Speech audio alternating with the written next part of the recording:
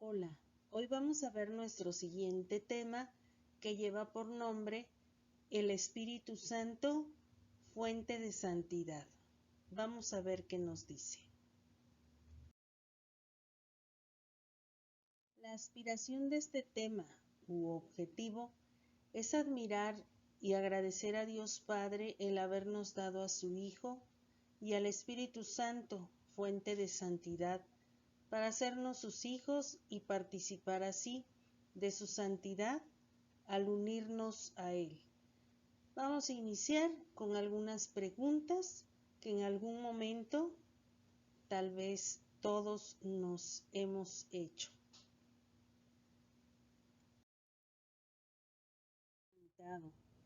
¿Cuál es la razón de que Dios te haya creado y llamado a la existencia? ¿Cuál es la finalidad de tu vida? ¿Hacia dónde te encaminas? ¿A dónde quieres llegar? Muchas veces nos hacemos estas preguntas y a veces la respuesta puede que la tengamos clara o puede que nos sintamos confundidos porque no sabemos cuál es el rumbo que estamos llevando.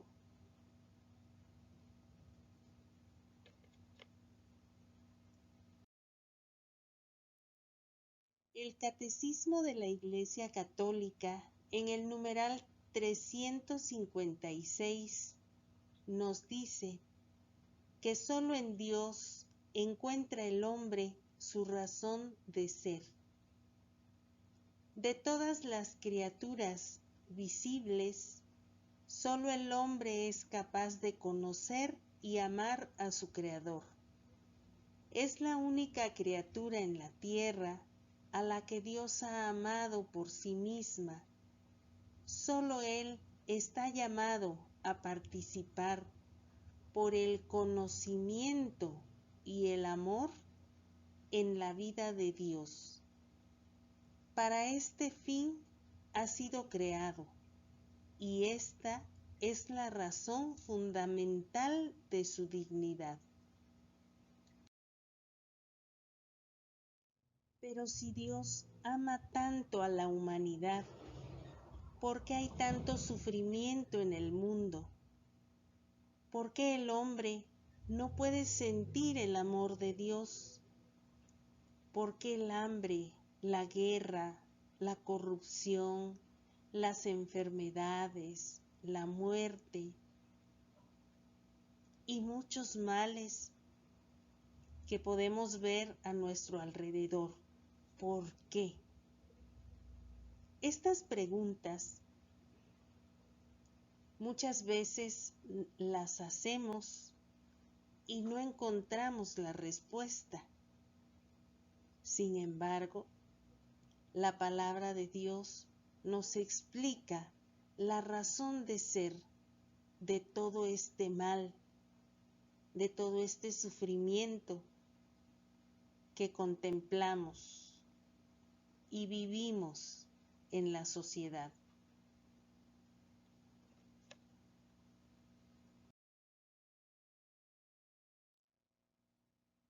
Porque la respuesta del hombre al amor de Dios ha sido el pecado.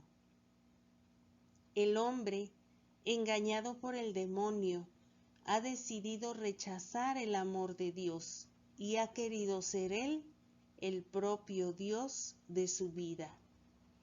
El pecado nos separa de Dios.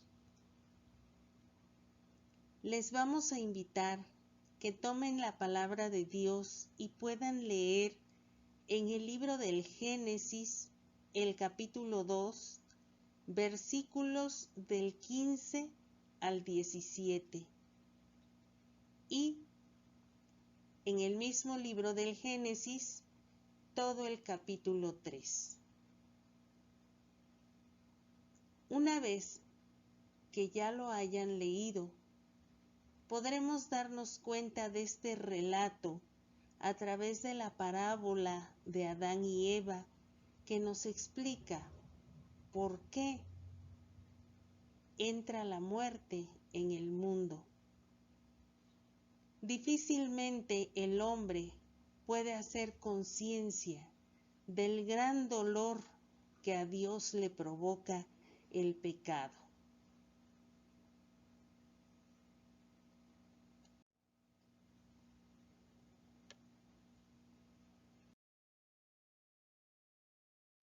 El pecado nos esclaviza y nos hace perder la dignidad como hijos de Dios y nos separa de Él. Este es el significado de la esclavitud del pueblo de Israel en Egipto. No pudiendo vivir sin Dios, el hombre experimenta un vacío y busca la felicidad en falsos dioses, dinero, poder, sexo, prestigio, etc., que no le pueden llenar.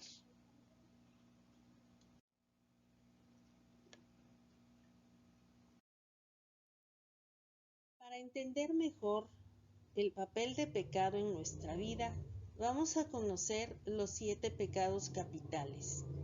Se les llama capitales porque ellos son la cabecera de todos los pecados que cometemos. Es decir, cualquier pecado tiene su origen en alguno de estos 7. Vamos a ver el orgullo.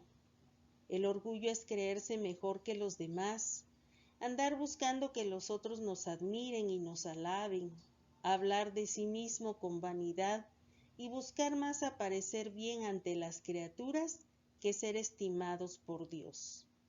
El orgullo nos hace ser ciegos, porque no nos permite ver cuando estamos equivocados. Nos tomamos la razón de todo y creemos que la tenemos. Por eso contra el orgullo se sugiere la humildad. La humildad es aceptar que los otros pueden tener razón. La humildad es no buscar nuestra propia gloria, sino la gloria de Dios. La humildad nos permite ver que en el otro hay grandeza también. Vamos con la avaricia. La avaricia es el deseo exagerado de tener dinero y posesiones. También aquí incluimos al tiempo. Incluso por obtener estos bienes, estamos dispuestos a traicionarnos a nosotros mismos en nuestros principios. No nos importa la actividad que tengamos que realizar con tal de tener dinero, aun a costa de afectar y dañar al prójimo. La persona avariciosa no quiere compartir, no desea compartir, porque en la avaricia el amor por el dinero no implica precisamente que se tenga. Puede no haber dinero y aún así no querer dar o compartir con los demás.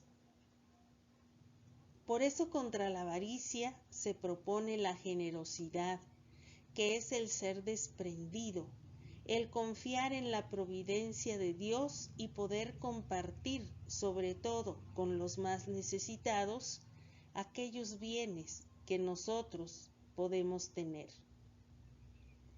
La impureza o lujuria es el deseo desordenado de satisfacer las inclinaciones sexuales. El sentido de la vista es el más involucrado en este tipo de pecados. Y así vemos cómo en nuestra sociedad todo está sexualizado. Quien quiere vender una cerveza propone una modelo rubia semidesnuda. Quien quiere vender cualquier cosa, todo es la imagen atractiva y semidesnuda de un hombre o de una mujer. La lujuria también hace que pretendamos exhibir ciertas partes de nuestro cuerpo en redes sociales para despertar en otros el deseo o el instinto sexual. Por eso contra la lujuria, que muchas veces nos hace sentir sucios, se propone la castidad que implica el guardar esa parte de nosotros que exhibe la sensualidad solamente para compartirla en el matrimonio con una pareja estable y aceptada por Dios ante Dios. La ira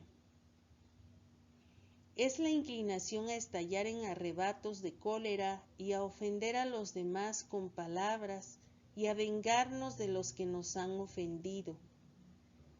Contra la ira se propone la paciencia, que es el esfuerzo de poderse calmar ante un estímulo que nos irrita, de esperar a estar tranquilos para poder dar una respuesta o reaccionar.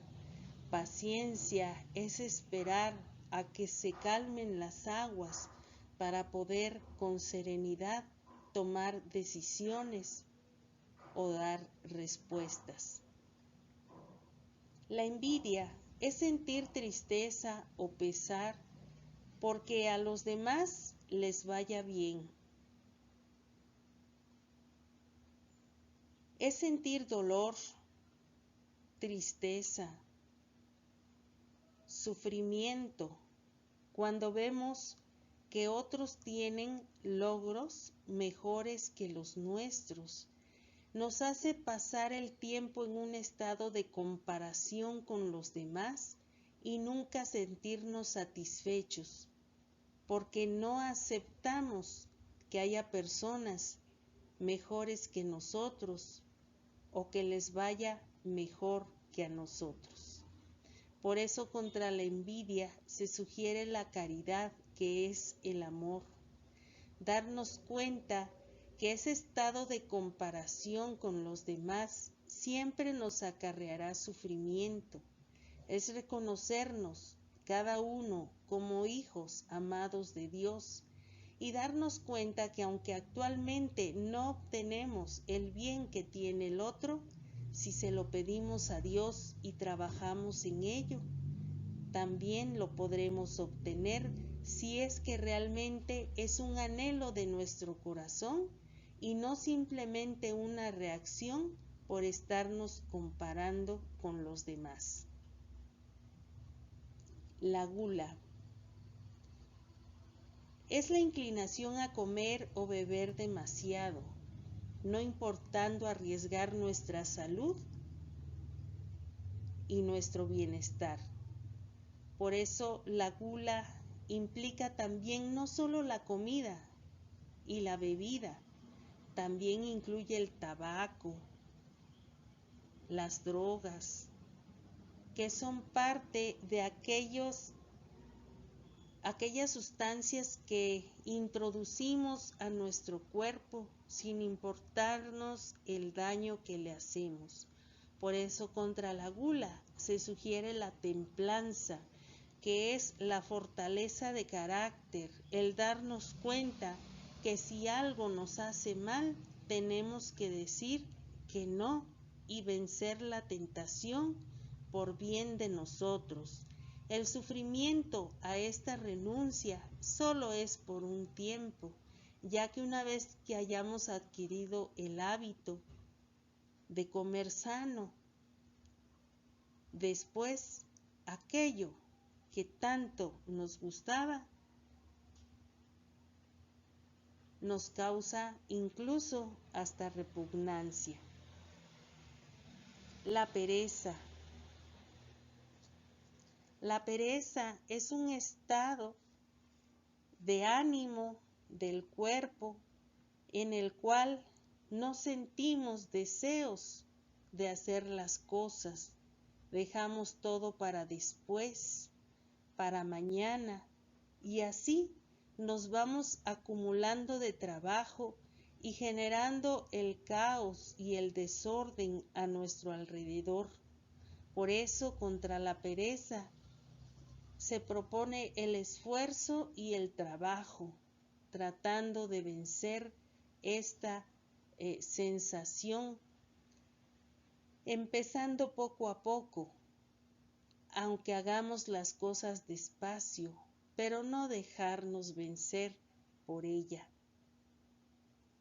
Como podemos ver al conocer los 7 pecados capitales, estamos en un mundo de batalla, en un mundo de lucha contra aquello que nos propone caer en tentación y afectar nuestra vida. Solos no podemos, solamente la gracia de Dios puede ayudarnos a superar todo esto que implican los pecados capitales. Es así que por el pecado el hombre experimenta la muerte. El pecado nos hace sentir sucios, indignos, vacíos, sin valor. Experimentamos el sufrimiento, el dolor, el miedo, la angustia, la tristeza o depresión, los celos. Perdemos el rumbo de nuestra vida. No sabemos de dónde venimos ni a dónde vamos. A veces ponemos nuestra esperanza en cosas, ídolos, que no nos llevan a Dios. El hombre que fue creado a imagen de Dios, en dignidad y justicia, pierde la gracia y queda a expensas de sus enemigos.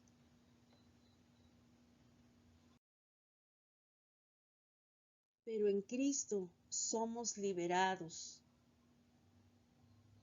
Él puede romper nuestras cadenas cuando nos rendimos a sus pies, cuando imploramos su ayuda y decidimos seguirlo a través de la escucha atenta del Evangelio y de ponerlo en práctica en nuestra vida.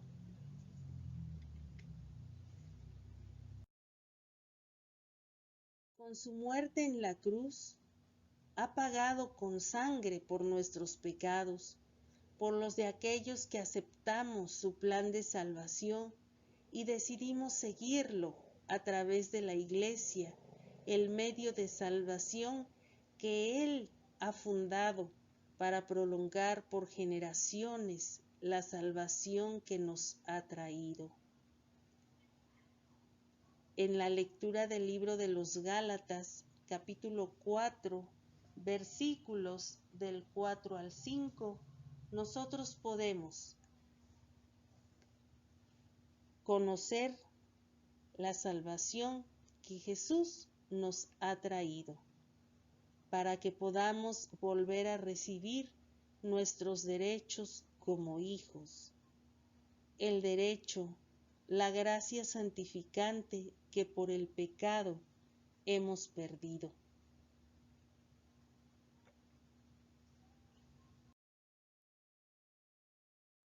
Así, la persona que experimenta un encuentro con Cristo experimenta la salvación y su vida recobra la dignidad de hijo de Dios que había perdido, para poder vivir en plenitud, en comunidad y en espera del día en que pueda abrazarse con Dios y disfrutar de la vida eterna.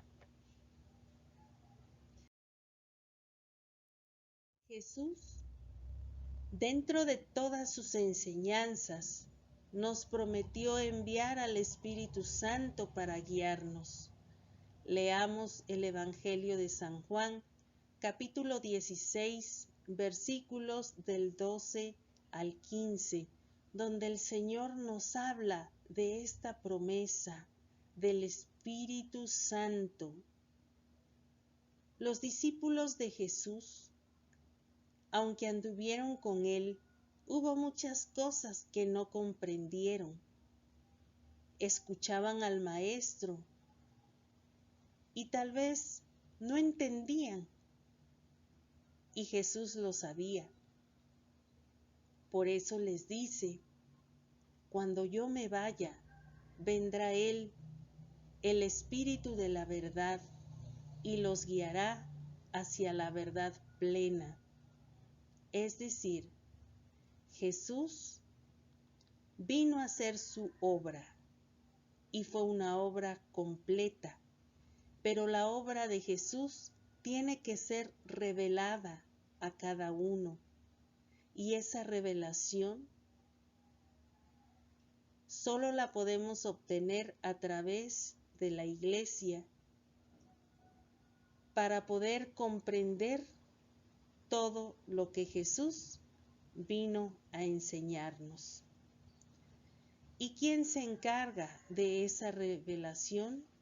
Es el Espíritu Santo, el que obra en la Iglesia y nos conduce hacia la revelación de la verdad que cada hombre experimenta en su relación personal con Dios y a través de unirse a la vida de la Iglesia.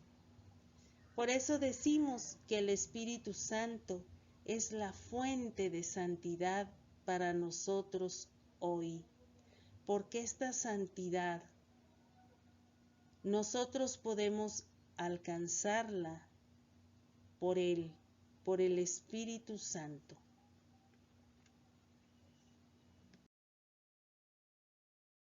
En el sacramento de la confirmación, nosotros vamos a recibir nuevamente el don del Espíritu Santo para confirmar este compromiso de hijos de Dios.